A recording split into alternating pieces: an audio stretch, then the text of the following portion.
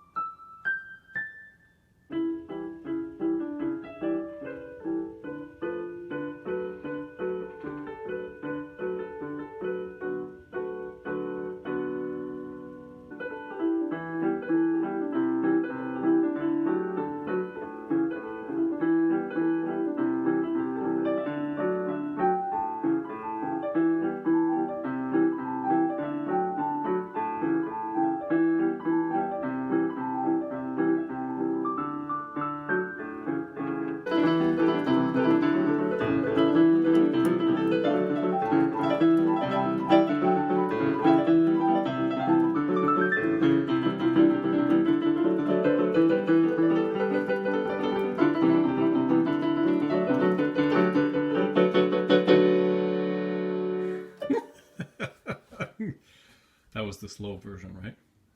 Yeah, I can go even faster.